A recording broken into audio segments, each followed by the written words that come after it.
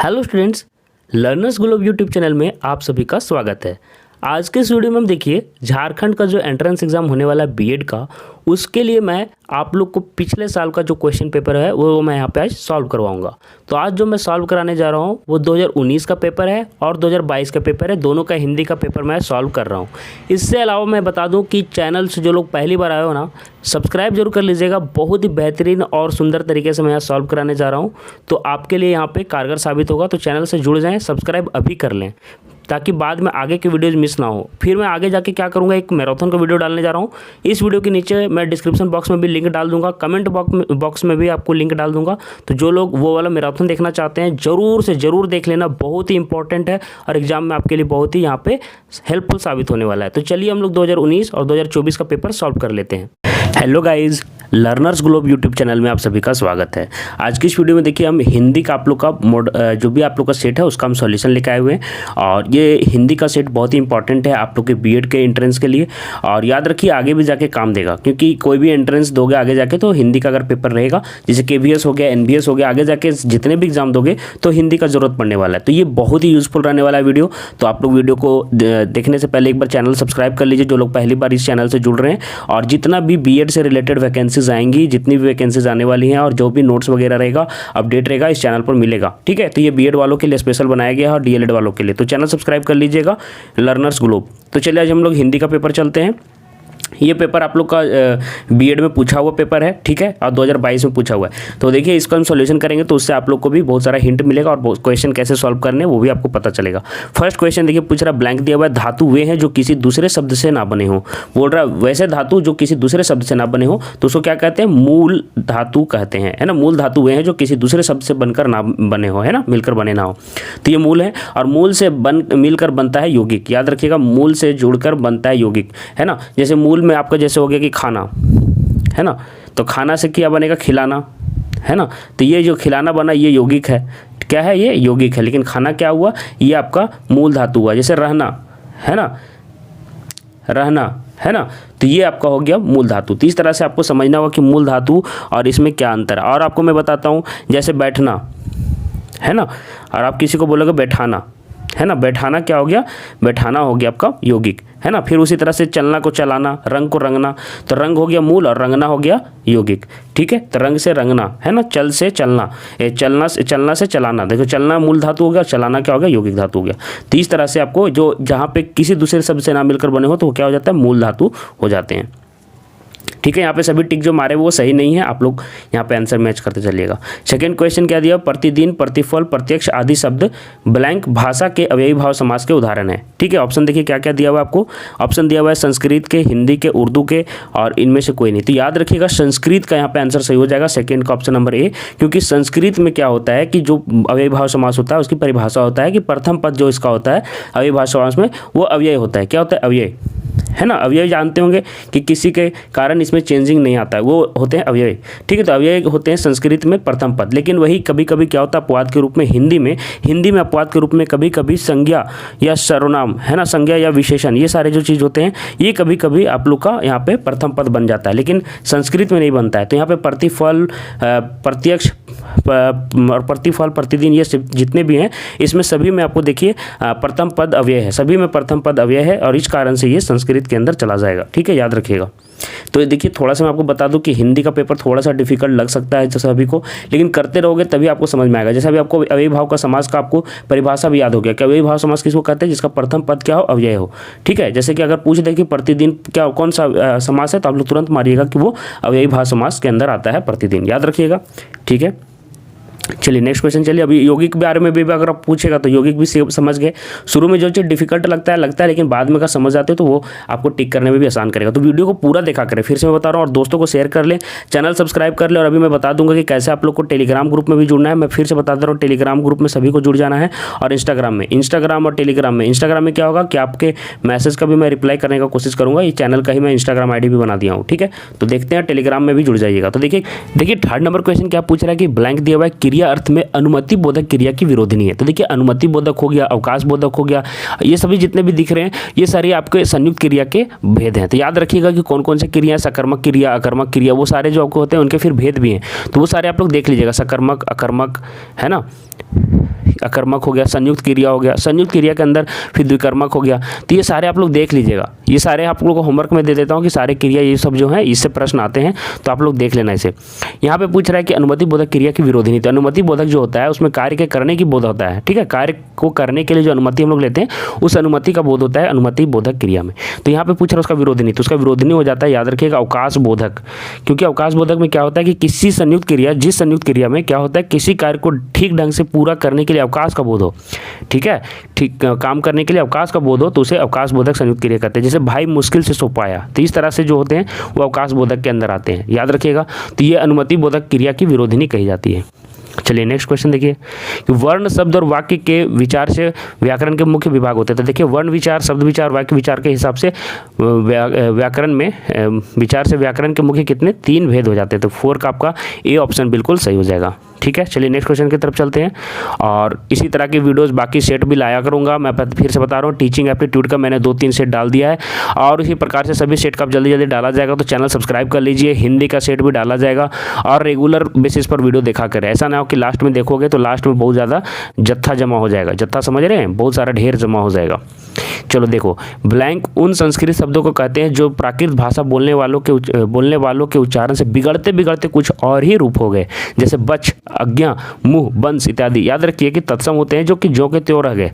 शुरू में जो भाषा संस्कृत शब्द से आया और जो ज्यों के त्यों रह गए उसे तत्सम कहते हैं। जैसे अश्व हो गया, घोड़ा जिसको बोलते हैं अश्व, ये क्या हो गया, तत्सम रूप हो गया। लेकिन तद्भव क्या होता है कि बिगड़ के जो नए रूप में आ जाते हैं। याद रखिएगा, जो बिगड़ के नए मतलब कि बिगड़ते बिगड़ते जिसका बहुत ही ज़्यादा अंतर आ जाता हो तो उसे तद्भव बोलते हैं। लेकिन जिसमें थोड़ा सा बदलाव आए, देखिए यहाँ पे क्या बोल रहे हैं, बिगड़ते बिगड़ते कुछ और ही रूप हो गए, मतलब छोटा सा बदलाव आता है तो उसको अर्ध तत्सम कहते हैं। क्या कहते हैं, अर्ध तत्सम। तो 5 का आपको सी ऑप्शन बिल्कुल सही हो जाएगा, अर्ध तत्सम। याद रखिएगा कि जो तत्सम होते हैं वो ज्यों के त्यों रह जाते हैं, ठीक है, और तद्भव होता है जिसका बाद में परिवर्तन आ जाता है। ठीक है, जैसे कि मैं कुछ एग्जांपल आपको बता देता हूँ। जैसे देखिए, दाहिना जो है, दाहिना हाथ जो आप लोग बोलते हैं वो तद्भव है, ठीक है, लेकिन तत्सम क्या हो जाएगा इसका, दक्षिण। पहले इसको दक्षिण बोला जाता था तो दक्षिण आपका हो जाएगा तत्सम। तो दक्षिण से बना है आपका दाहिना, याद रखिएगा, दक्षिण से बना है दाहिना। तो इस प्रकार से आप लोग देख पा रहे होंगे कि तत्सम से तद्भव में क्या आ जाता है, दोनों में बदलाव आ जाता है उच्चारण करने में। ठीक है, और जब थोड़ा सा बदलाव आता है तो उसे अर्ध तत्सम कहा जाता है, जैसे कि ऊपर वाले शब्द दिए गए हैं। 6 नंबर देखिए, क्वेश्चन क्या पूछा है कि अनुकरण वाचक शब्द किसे कहते हैं, अनुकरण वाचक शब्द किसे कहते हैं। तो देखिए इस तरह के शब्द के बहुत सारा परिभाषा है, तो आप लोग देख लीजिएगा सभी ये सारे जितने भी क्वेश्चन हैं। ठीक है, क्योंकि देखिए इस तरह से क्वेश्चन आपके एग्जाम में आएंगे। शब्द क्रिया आप लोगों को मैं फिर से बता दे रहा हूँ कि बहुत सारे भेद होते हैं, याद रखिएगा, और सभी से कुछ ना कुछ क्वेश्चन आएंगे। तो याद रखिएगा कि शब्द हो गया, मैं फिर से लिखा दे रहा हूँ, वर्ण लिख लीजिए। ये सब टॉपिक थोड़ा सा टफ है और अच्छे से कीजिएगा। वर्ण, शब्द, वाक्य, क्रिया, है ना, ये सारे टॉपिक बहुत अच्छे से करना। भाषा, है ना, ये सारे टॉपिक बहुत ही डीप में पूछे जाते हैं। ठीक है, याद रखिएगा। फिर समास भी हो गया। कुल मिलाकर हिंदी से अच्छे प्रश्न पूछे जाते हैं। देखिए, तो अनुकरण वाचक शब्द किसे कहते हैं, पदार्थ की यथार्थ अथवा कल्पित ध्वनि को ध्यान में रखकर जो शब्द बनाए जाते हैं उसे अनुकरण वाचक कहते हैं। तो 6 का आपका ऑप्शन नंबर बी सही हो जाएगा। चलिए 7 नंबर देखिए, पूछ रहा है कि शब्दों के पश्चात जो अक्षर या अक्षर समूह लगाया जाता है, ये आसान क्वेश्चन था। तो अक्षरों के पश्चात जब लगाए जाते हैं तो उसे प्रत्यय कहते हैं, जब पहले लगाया जाता है तो उसे उपसर्ग कहते हैं। तो यहाँ पे सी हो जाएगा, क्योंकि यहाँ पे अंत में लगाए जाने के बाद कहा जा रहा है, पश्चात में मतलब पीछे लगाए जाने का बात कहा जा रहा है। चलिए नेक्स्ट क्वेश्चन चलते हैं। 15 क्वेश्चन आए हुए थे सेट में। देखिए नेक्स्ट क्वेश्चन क्या पूछ रहा है कि जिन वाक्यों में किसी काम के ना करने या होने का बोध हो तो उसे क्या कहते हैं। तो जब काम करने का या ना होने का बोध हो तो याद आप लोग को समझ में आ रहा होगा कि निषेधवाचक हो जाएगा। क्या हो जाएगा, निषेधवाचक आपका वाक्य हो जाएगा। प्रश्नवाचक जिसमें प्रश्न का बात होता हो, संदेहवाचक जिसमें संदेह हो, है ना, मतलब कि कन्फ्यूजन हो, कन्फ्यूजन को ही संदेह बोलते हैं, जिसमें लगे कि काम हुआ या ना हुआ। निषेधवाचक में होता है मना कर देना।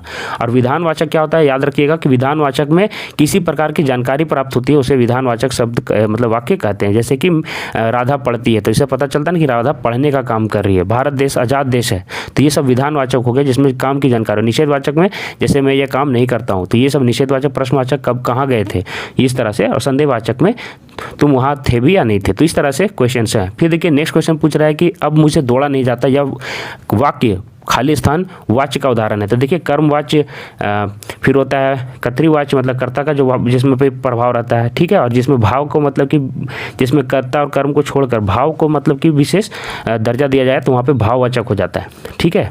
याद रखिएगा कि जिसमें कर्ता या क्रिया के कर्ता या कर्म का प्रधानता ना हो और भाव प्रधान कर दिया जाए, भाव जब प्रधान हो तो उसे क्या कहते हैं, भाववाची कहते हैं। तो यहाँ पे देखिए मुझसे दौड़ा नहीं जाता, तो यहाँ पे देखिए भाव, जो मुझसे दौड़ा नहीं जाता तो यहाँ भाव को ही यहाँ पे आगे क्या है, जैसे कि एक्टिव पैसिव आप लोग पढ़े होंगे इंग्लिश में, तो उसी तरह से तो यहाँ पे भाव को आगे कर दिया जाता है। जबकि यहाँ पे सब्जेक्ट कौन था, सब्जेक्ट यहाँ पे था दौड़ना, हो गया यहाँ पे क्रिया, और अब मुझसे हो गया यहाँ पे सब्जेक्ट हो गया। तो यहाँ पे सब्जेक्ट को ना छोड़कर भाव को विशेष दिया गया है, क्या कहते हैं उसको, भाव मतलब कि प्रधानता दिया गया है, इसलिए भाववाची हो गया। अब देखिए संबंध या अनुबंध अवयव के दो प्रकार हैं। याद रखिएगा कि अवयव में बहुत सारे भेद हैं, बहुत सारे हैं, तो आप इसको अच्छे से देख लीजिएगा, ये टॉपिक भी इंपॉर्टेंट है। तो 10th का आपका ऑप्शन नंबर हो जाएगा संबंध सूचक के ये अवयव दोनों प्रकार हैं। इस तरह से बहुत सारे प्रकार होते हैं संबंध सूचक अवयव के, लेकिन एक बार देख लेना तभी आपको समझ में आएगा। तो ये ऑप्शन सही हो जाएगा। 11th में देखिए क्या पूछ रहा है, क्रिया विशेषण किसे कहते हैं। तो याद रखिए क्रिया विशेषण किसे कहते हैं, तो विधान करने वाले शब्दों की जो विशेषता बतलाता हो, है ना, विधान करने वाले मतलब शब्दों की मतलब क्रिया की जो विशेषता बतलाता हो उसे क्रिया विशेषण कहते हैं, है ना। विधान करने वाले मतलब जो काम करने जानकारी देने वाले शब्द हो तो कौन, क्रिया, तो वो आपके उसकी जो विशेषता बतलाता है उसे क्रिया विशेषण कहते हैं। चलिए नेक्स्ट क्वेश्चन चलते हैं। शब्द के प्रयोग बहुधा किसी विषय या कुछ उदाहरणों के पश्चात होता है। तो कुछ विषय या बहुधा उदाहरण के बाद हम क्या लगाते हैं, इत्यादि लगाते हैं। तो ये आप लोगों को पता ही होगा। तो 12 का सी ऑप्शन, आप लोग का 12 का सी ऑप्शन सही हो जाएगा, ठीक है। तो देखिए यहाँ पे सभी अपडेट के लिए आपको मैं बता रहा था, लर्नर्स ग्लोब यूट्यूब चैनल को सब्सक्राइब कर लेना है। साथ ही देखिए यहाँ पे इंस्टाग्राम आईडी भी दिख रहा होगा, लर्नर्स ग्लोब, कहीं पे भी स्पेस नहीं है, और एक नवाबा, 2 इंस्टाग्राम आईडी है, दोनों को अगर आप फॉलो कर लीजिएगा। और टेलीग्राम ग्रुप भी दिख रहा होगा लर्नर्स ग्लोब करके, ये नाम लिख के सर्च कीजिएगा, टेलीग्राम में मिल जाएगा, लिंक भी डिस्क्रिप्शन बॉक्स में दिया हुआ है। तो सर्च करके यहाँ पे जुड़ जाइए, इंस्टाग्राम में फॉलो कर लीजिए और चैनल सब्सक्राइब कर लीजिए, ठीक है। नेक्स्ट क्वेश्चन देखिए पूछ रहा है कि बाह्य प्रयत्न के अनुसार व्यंजनों के कितने भेद हैं। तो बाह्य प्रयत्न के अनुसार आपका देखिए घोष और अघोष 2 होता है। याद रखिएगा घोष और अघोष, घोष और अघोष। घोष में क्या होता है कि गले के कंपन से जो निकले, है ना, गले के कंपन के साथ जो निकले, ध्वनि के गूंज के साथ निकले उसे घोष कहते हैं। और अघोष में वैसा नहीं होता, ठीक है। याद रखिएगा कि इसमें स्वर तंत्रियों में कंपन नहीं होता है घोष में।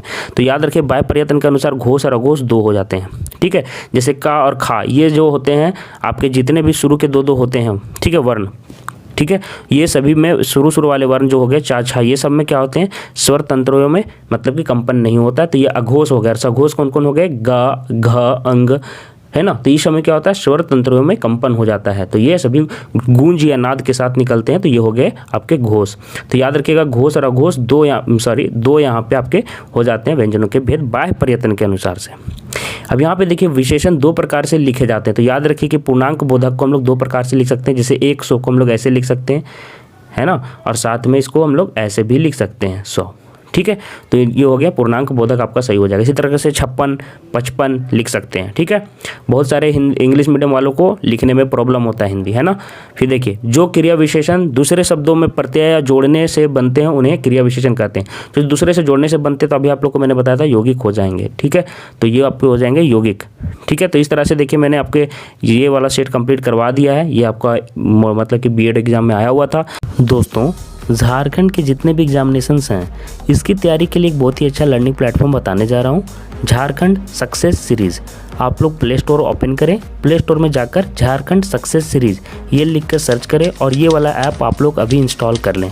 मैं आपको बता दूं कि झारखंड के जितने भी एग्जामिनेशंस हैं, जैसे बीएड से रिलेटेड हो गया, सचिवालय हो गया, दरोगा हो गया, या फिर किसी भी तरह के अन्य जितने भी एग्जामिनेशंस होते हैं, यहाँ पे बहुत ही अच्छा मटेरियल अपलोड किया जाता है। तो आप लोग ये वाला जो ऐप है मैं आपको पर्सनली सजेस्ट कर रहा हूँ, ताकि देखिए आगे के बीएड एग्जामिनेशन के बाद आपको टेट की तैयारी करनी है, सीटेट, जेटेट, तो सभी का यहाँ पे जो मटेरियल है झारखंड के एग्जाम के अकॉर्डिंग यहाँ पे अपलोड किया जाता है, या आगे किया जाएगा, धीरे धीरे यहाँ पे अपलोड किया जाएगा। तो आप लोग इस ऐप को जरूर से जरूर इंस्टॉल कर लें। Hello guys, learners globe YouTube channel में आप सभी का स्वागत है। आज के इस वीडियो में देखिए हम 8/6/2019 को जो पेपर हुआ है झारखंड बीएड संयुक्त परीक्षा का, उसका हम लोग हिंदी का सॉल्यूशन लेके आए हुए हैं। बाकी सब्जेक्ट का भी मिलेगा और दूसरे स्टेट का भी धीरे धीरे करवाया जाएगा। कोशिश करेंगे कि ज़्यादा से ज़्यादा स्टेट के करवा दिए जाए ताकि आप लोग को ज़्यादा से ज़्यादा वेरिएशन दिखे कि किस तरह के क्वेश्चन पूछे गए हैं, और यही सारे क्वेश्चन आप मान के चलो कि आपके भी एग्जाम में आएंगे। तो आज मैं बता रहा हूँ हिंदी का सेट 2 लेने जा रहा हूँ। इससे पहले मैं बता दूं कि क्या क्या वीडियो मैंने अपलोड कर दिया है। टीचिंग एप्टीट्यूड का मैंने 2 सेट आप लोग अपलोड कर दिया, हिंदी मीडियम इंग्लिश मीडियम दोनों के लिए, और सामान्य हिंदी का ये सेट 2 आज मैं कंप्लीट कर रहा हूँ। सेट 1 में मैंने 2022 का पेपर करवा दिया है झारखंड का ही। तो इस तरह से सारे स्टेट का भी मैं धीरे धीरे करवाऊंगा, और याद रखिए कि 20 से 30 सेट अगर आप प्रैक्टिस कर लेते हो तो एग्जाम आपका अच्छे जाने का ज़्यादा चांसेस बन जाता है। तो चलिए आज हम लोग सामान्य हिंदी देख लेते हैं। और एक बात फिर मैं बता दे रहा हूँ कि आप लोग सभी जो भी हैं वीडियो के प्लेलिस्ट का एक एक वीडियो देख लें। प्लेलिस्ट आपको वीडियो के नीचे डिस्क्रिप्शन बॉक्स में मिल जाएगा। प्लेलिस्ट का एक भी वीडियो मिस मत करना और कंप्लीट जरूर कर लेना। फर्स्ट क्वेश्चन, तो देखिए गुणवाचक विशेषण किसे कहेंगे? तो गुणवाचक विशेषण क्वालिटी का बात करेगा। आप कैसे हो? आप अच्छे हो। तो अच्छा क्या हो गया? यहाँ पे गुण हो गया, है ना। आप कैसे दौड़ते हो? तेज दौड़ते हो। ये क्या हो गया? तेज। तेज भी आपका क्या हो गया? गुण हो गया। जहाँ पे क्या का आंसर मिल जा रहा है, कैसे का आंसर मिल जा रहा है, वो सारे गुण है ना। आप कैसे खा रहे हो? तो ये सारा चीज़ आपका हो गया गुणवाचक विशेषण। अब देखिए यहाँ पे संख्यावाचक, संख्यावाचक जहाँ पे नंबर का बात करेगा वो हो गया संख्यावाचक, जैसे कि 4, 8, 12, है ना। ये सारे संख्यावाचक हैं, तो ये संख्यावाचक विशेषण में आ जाएगा। परिमाणवाचक जहाँ पे क्वांटिटी का बात करेगा कि 5 लीटर दूध चाहिए, 2 केजी मिल्क चाहिए, 2 केजी आटा चाहिए, तो ये सारा जो हो गया, ये 2 केजी 5 लीटर, ये सारा चीज़ जो हो गया वो परिमाण का बात करेगा, क्वांटिटी का बात करेगा। सर्वनामिक विशेषण किसे कहते हैं? जब किसी सर्वनाम का सर्वनाम के साथ क्या जाए, सर्वनाम के साथ नाउन आ जाए, नाउन मतलब कि संज्ञा आ जाए, तो संज्ञा आ जाता है तो जो सर्वनाम उसके पहले जस्ट आता है वो सर्वनामिक विशेषण का कार्य करता है। जैसे कि कोई किसी लड़के को लाओ, कोई किसी भी लड़के को लाओ, तो लड़का क्या हो गया? यहाँ पे लड़का, लड़का हो गया आपका नाउन संज्ञा, और किसी जो कि इसका मतलब विशेषता बतला रहा है लड़के को कि किसी लड़के को जाके उठा के लाओ, तो किसी क्या है? किसी आपका एक है सर्वनाम, और यहाँ पे किसका काम कर रहा है? विशेषण का काम कर रहा है, तो क्या हो जाएगा? सर्वनामिक विशेषण। लेकिन यहाँ पे पूछ रहा है कि परिश्रम शब्द में कौन सा विशेषण है? तो परिश्रम देखिए किसी भी चीज़ का आप समझ रहे होंगे कि परिश्रम किसी भी व्यक्ति का क्या होता है? गुण होता है कि वो परिश्रमी व्यक्ति है। परिश्रम क्या हो गया? गुण है ना। तो क्या हो जाएगा? गुणवाचक विशेषण हो जाएगा। आप लोग को एलिमिनेट करने सीखना पड़ेगा, मैं इसलिए इतना लंबा बता रहा हूँ। ऐसा करने से क्या होगा कि आपको एलिमिनेट करने सीख जाओगे। संख्यावाचक विशेषण काट दोगे, परिमाणवाचक काट दोगे, सर्वनामिक विशेषण काट दोगे, क्योंकि मैंने तरीका बताया, संख्या का यहाँ पे बोध नहीं हो रहा है, परिमाण क्वांटिटी का बात नहीं हो रहा है, और सर्वनाम का यहाँ पे सर्वनाम तो ये है भी नहीं, तो क्या हो जाएगा? गुणवाचक विशेषण हो जाएगा। कम से कम अगर 2 से 3 ऑप्शन अगर आप एलिमिनेट करने सीख जाते हो तो याद रखिए एग्जाम में आप बाकियों से 10 नंबर एक्स्ट्रा ला सकते हो, अगर आपको ये टेक्निक पता रहेगा तो इसलिए मैं इस तरह से आपको समझा रहा हूँ। सेकेंड क्वेश्चन, किस शब्द में री स्वर का री स्वर नहीं है? तो री स्वर आप लोग पढ़े होंगे, जब पढ़े होंगे का जब पढ़ते होंगे आप लोग बच्चे में, तो री आप लोग देखे होंगे कि री का आकार री का ऐसे जाता है। तो री देखिए यहाँ पे क्री यहाँ पे लगा हुआ है, री लगा हुआ है ना। फिर कृष्ण में भी लगा हुआ है, दृष्टि में दाग के साथ लगा हुआ है। लेकिन ये देखिए रिवाज, राम में हर्षई लगा हुआ है, हर्षई के साथ देखिए ये गया है, छोटी ई की मात्रा भी आप लोग बोलते हो, तो रिवाज में यहाँ पे री नहीं लगा हुआ है, तो डी ऑप्शन आपका बिल्कुल करेक्ट हो जाएगा। ठीक है, री की स्वर यहाँ पे री स्वर नहीं है। निम्नलिखित शब्दों में से कौन सा शब्द संज्ञा है? कौन सा शब्द संज्ञा है वो पूछ रहा है। तो जो भी संज्ञा के साथ चला जाएगा, है ना, तो वो विशेषण हो जाएगा। तो कौन सा शब्द यहाँ पे संज्ञा है? तो क्रोध, क्रोधी व्यक्ति, ये देखिए संज्ञा के साथ जाता है, तो क्रोधी क्या हो गया? क्रोधी आपका विशेषण का काम करेगा, क्रोधी व्यक्ति, तो ये तो आपका नहीं होगा, तो ये क्रोधी हम लोग काट लेंगे, है ना। क्रोधित हुए, उस पर क्रोधित हुए, तो क्रोधित हुए यहाँ पे वर्ब का जैसा भी काम करेगा, है ना। लेकिन यहाँ पे देखो क्रोध, क्रोध यहाँ पे आपका भाववाचक संज्ञा का जैसा काम कर रहा है कि क्रोध करना गलत बात है ना, या क्रोध करना सही नहीं है। तो क्रोध को हम यहाँ पे एज ए नाउन यूज कर सकते हैं, तो एज ए संज्ञा यूज हो जा रहा है यहाँ पे क्रोध, तो क्रोध क्या हो जाएगा? आपका संज्ञा हो जाएगा। आप लोग छाटने भी सीखिए, क्रोधी क्यों नहीं होगा? क्योंकि क्रोधी के साथ व्यक्ति आ जाएगा। क्रोध व्यक्ति कभी सुने हो क्या? नहीं, क्रोधी व्यक्ति सुने होंगे, वो उस पर क्रोधित हुआ, यहाँ पे क्रोधित उस तरह से यूज हुआ। लेकिन आप लोग जब पूछना रहेगा कि क्या करना गलत है, तो आप लोग बोलोगे क्रोध करना गलत बात है, तो क्रोध आपका हो गया नाउन संज्ञा। रचना के आधार पर वाक्य कितने भेद होते हैं? तो रचना के आधार पर वाक्य 3 भेद होते हैं, ये तो आप लोग सभी को पता है। तो यहाँ पे ऑप्शन नहीं दे दिया था, सरल वाक्य, मिश्र वाक्य और संयुक्त वाक्य, तीनों इसी के भेद है, तो उपरयुक्त सभी आपका आंसर सही हो जाएगा, डी ऑप्शन बिल्कुल करेक्ट हो जाएगा। चलिए 5th नंबर में देखिए क्या पूछ रहा है। वचाल कहते हैं, वचाल किसे कहते हैं? तो वचाल उसे कहते हैं जो बहुत बोलता हो, है ना, जो बोलते रहता हो, इसका मुंह जिसका चुप ही ना रहता हो, तो वो बहुत बोलता है, जो बहुत बोलता है उसे वचाल बोलते हैं। और जो चुप रहता है, जो कुछ बोलता ही नहीं, उसे मुक बोलते हैं, कि वो मुक रहता है। मुकदर्शी, मुकदर्शी मतलब सिर्फ और सिर्फ मुक रहता है और सिर्फ देखने का काम करता है, बोलता तो कुछ है ही नहीं। जिसकी चाल ठीक ना हो उसको क्या बोलते हैं? बदचलन बोलते हैं, है ना, जिसका चाल ठीक ना हो बदचलन। तो ये सारे चीज़ भी पूछ लिया जाता है। अब देखिए वचाल में फिर यहाँ पे एक और था जो जल्दी चलता है, जो जल्दी चलता है, जो शीघ्र चलता है उसे शीघ्रगामी कहते हैं, है ना, जो जल्दी जल्दी तेज तेज चलता है शीघ्रगामी। वर्तनी के अनुसार आपको शुद्ध शब्द का चयन करना है, और शुद्ध शब्द का चयन करना सबसे बड़ा कन्फ्यूजन होता है आप लोग को इसी में। तो देखिए यहाँ पे पूजनीय दिया गया है, तो पूजनीय में पूजनीय नहीं होगा, पूजनीय नहीं होगा, तो ये एकदम से रॉन्ग होगा, ये आप लोग को एलिमिनेट करने आना चाहिए। और पूजनीय, पूजनीय में देखिए ये वाला पूजनीय होता है, याद रखिएगा, ये आपका सही होगा। चलिए 7वें नंबर में देखिए क्या पूछ रहा है कि समाचार पत्र समाचार वाचन में खाली स्थान दिया है, प्राप्त करने के लिए छात्रों को रेडियो और दूरदर्शन से प्रसारित समाचारों को ध्यानपूर्वक सुनना चाहिए। समाचार वाचन में विशेषता प्राप्त करने के लिए होगा क्या? नहीं, ये तो नहीं होगा, सही नहीं लग रहा। समाचार वाचन में सरसता प्राप्त करने के लिए, कोई सरसता वहाँ पे प्राप्त करने के लिए बैठा नहीं रहता। समाचार पत्र ऐसे भी रस नहीं होता उसमें ज़्यादा। आगे देखिए समाचार वाचन में दक्षता, हाँ स्किल प्राप्त करने के लिए, समाचार वाचन में दक्षता प्राप्त करने के लिए छात्रों को रेडियो और दूरदर्शन से प्रसारित समाचारों को ध्यानपूर्वक सुनना चाहिए। तो दक्षता यहाँ पे सही हो जाएगा, वक्रता भी यहाँ पे गलत हो जाएगा। चलिए 8 नंबर क्वेश्चन देखिए क्या पूछ रहा है कि वर्ण में इक प्रत्यय लगाने से बनने वाला शब्द क्या होगा। तो देखिए धर्म अगर रहता है तो आप लोग देखे होंगे कि आप लोग को कुछ कुछ ऑप्शंस के साथ याद रहना चाहिए। धर्म जोड़ इक लगता है तो क्या हो जाता है? धार्मिक हो जाता है। क्या हो जाता है? धार्मिक, धायकर धा जाता है और धार्मिक ऐसे करके धार्मिक हो जाता है। तो यहाँ पे क्या हो जाएगा? वार्णिक। डी ऑप्शन आपका बिल्कुल करेक्ट हो जाएगा यहाँ पे। चलिए नेक्स्ट क्वेश्चन देखो, किस शब्द में गुण संधि है? संधि बहुत ही इंपॉर्टेंट है, कुछ कुछ चैप्टर्स आप लोग को याद रखने हैं। जैसे कि अभी आप लोगों को पता होगा वर्ण से क्वेश्चन आ रहा है, भाषा से आ रहा है, जो मैं कि हर वीडियो में बता रहा हूँ। वर्ण, भाषा, शब्द, वाक्य, विचार, विशेषण, संज्ञा, सबसे लगभग व्याकरण से ज़्यादा पोर्शन से आ रहा है। ठीक है, तो संधि अच्छे से कर लेना और समास भी। तो गुण संधि में क्या होता है? आ की मात्रा और इधर ई की मात्रा जोड़कर क्या बन जाता है? ए बन जाता है। या फिर आकर आ रहे, आयकर आ, और फिर ई रहे तो फिर भी ए बन जाता है। ठीक है, तो यहाँ पे देखिए क्या दे रहा है कि इसमें से गुण संधि कहाँ पे है? तो देखिए भारत और जोड़ इंदु, है ना, तो ये देखिए यहाँ पे आ है और यहाँ पे ई है, जुड़ के बन जाता है भारतेंदु।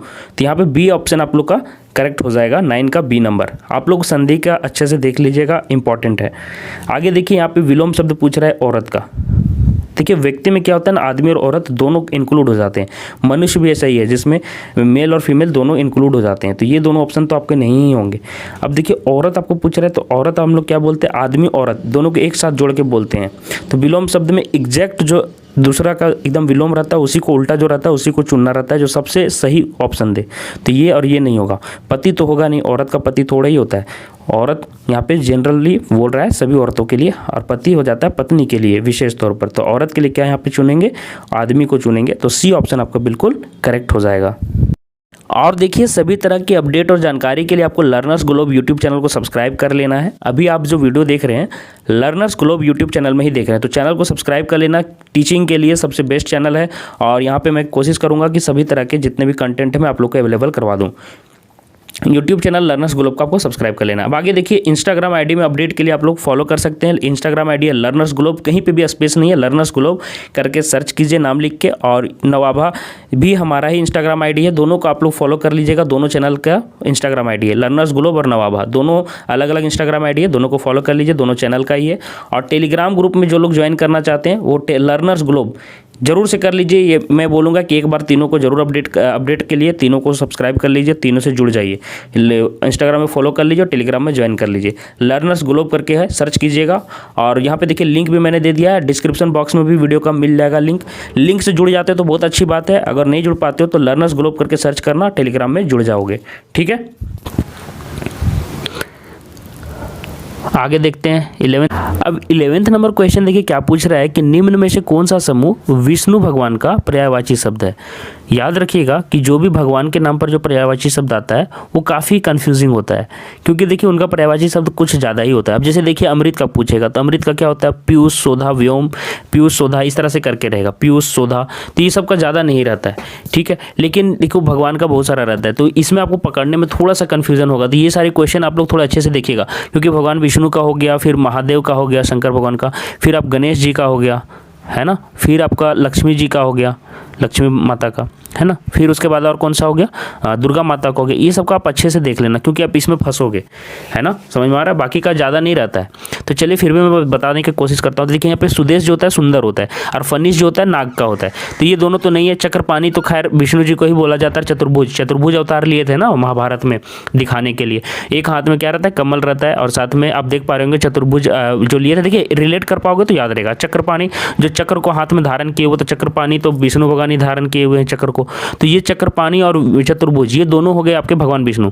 तो ये दोनों तो जिसमें है, तो ये देख लीजिए ये दोनों है और ये दोनों है। तो ये दोनों में से होगा। आगे देखिए शेर तो होता नहीं है। शशांक मतलब क्या होता है, शशांक मतलब होता है चंद्रमा। चंद्रमा का आपका शशि, शशांक, है ना, ये सब हो गया।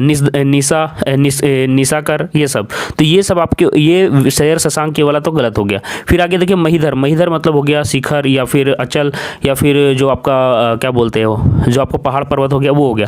तो ये भी नहीं होगा। देवराज ये सब तो नहीं होने वाला है। तो ये दोनों आप लोग यहाँ से एलिमिनेट कर लिए सियोरडी। अब ये दोनों में से देखना, तो सुदेश मतलब सुंदर होता है, फनीस मतलब नाग सांप के लिए बोला जाता है, सांप के लिए, ठीक है सर्प। तो ये आपका तो गलत हो गया। तो ये आपका क्या हो जाएगा, ये देखिए चक्रपाणी, चतुर्भुज, शेषशायी, है ना, और फिर गरुड़ ध्वज। तो गरुड़ का ये वारन मतलब क्या करते हैं, गरुड़ भगवान, गरुड़ जी जो है इनके वाहन है, ठीक है। तो आप लोग को भगवान विष्णु के कुछ मैं बता दे रहा हूँ, याद रखिएगा। प्रमर्दन होता है, पद्मनाभ होता है, कर्तु होता है, हिरण्यनाभ होता है, गरुड़ ध्वज होता है, खगासन होता है ना। फिर आगे देखिए चतुर्भुज, प्रमोदन, श्रीरमन, शालिग्राम बहुत ज़्यादा है, चक्रपाणी, भूगर्भ, मुरारी, मुरारी भी इन्हीं को बोला जाता है, याद रखिएगा। कमलानाथ, विश्वनाथ, कमलनाभ। तो इस तरह से बहुत सारे भगवान विष्णु के। उसी प्रकार से महादेव का भी आप लोग को पता होगा, शंकर शंभू वाला जो गाना सुनेंगे, शंभू शंभू, उसमें बहुत सारा जो है परिभाषित बोल ही दिया उन्होंने। शंकर शंभू जो भी है सब उन्हीं का है। महादेवा सब शंकर भगवान के। तो आगे देखिए वत्स। वत्स आपको पूछ रहा है कि क्या है यहाँ पे। तो देखिए यार जो भी ऋषि मुनि होते थे, ये जो बोलते तुम्हें पता है वत्स, ये सॉरी वत्स, आप ये करो वो करो तो आपका ये होगा ये होगा। तो यहाँ पे वत्स यूज होता था। या फिर भगवान भी जब खुश होते थे, आप लोग सीरियल वगैरह देखे होंगे, तो वत्स आपको जो भी वर मांगना मांगिए। तो वत्स किसके लिए छोटा यूज किया जाता था, तो बालक के लिए यूज किया जाता है। तो वत्स का क्या हो जाएगा, आपका बालक हो जाएगा तद्भव रूप, और वत्स हो जाएगा आपका तत्सम रूप। तो तत्सम रूप हो जाएगा वत्स, ठीक है। तो ये आपके क्वेश्चन का आंसर हो गया 12 तक का। तो इस तरह से याद रखोगे तो याद रहेगा। तत्सम जो होता है, जो पहले यूज होता था, तद्भव उसका बिगड़ा हुआ रूप है जो अभी यूज होता है। आगे देखिए नीचे दी गई पंक्तियों को पढ़कर उचित विकल्प का आपको चयन करना है। पूछो किसी भाग्यवादी से, यदि विधि अक प्रबल है, पद पर क्यों देती ना स्वयं वसुधा, निज रतन उगल है। तो चलिए क्वेश्चन देखते हैं। कवि के अनुसार यदि भाग्य सब कुछ होता है तो क्या होता। तो इसका 13 का आपका आंसर नंबर सी सही हो जाएगा। धरती स्वयं ही रत्न रूपी संपत्ति उगल देती, ठीक है। चलिए 14 नंबर देखिए। तुकबंदी के कारण कौन सा शब्द बदलते हुए रूप में प्रयुक्त हुआ है। तो कौन सा शब्द तुकबंदी में बदलते हुए रूप में प्रयोग हुआ है। तो 14 का आपका ऑप्शन नंबर ए सही हो जाएगा, रतन। याद रखिएगा रतन, यहाँ पे जो ऊपर से आप लोग देख सकते हैं, वह स्वतः ही जान जाएगा मैं सर्वनाम कौन सा है, ठीक है। वह सर्वनाम कौन है, जो वह यूज हुआ है वो कौन सा सर्वनाम है। तो याद रखिए वो निजवाचक सर्वनाम के रूप में यहाँ पे प्रयोग हुआ है, ठीक है। संबंधवाचक तो है नहीं, अनिश्चयवाचक है नहीं, तो ये निजवाचक के रूप में प्रयोग हुआ है। सामने दिखा रहा है, वह स्वतः ही जान जाएगा। तो इस तरह से देखिए मैंने हिंदी का यहाँ पे करवा दिया है, ठीक है। उसी प्रकार और भी सेट लाऊंगा और बहुत ही अच्छे तरीके से करवाऊंगा, आप लोग को बहुत मजा आने वाला है। तो ये आप लोग देख लीजिएगा और वो चैनल सब्सक्राइब कर लीजिएगा। तो मिलते हैं नेक्स्ट वीडियो में, तब तक के लिए आप लोगों को धन्यवाद।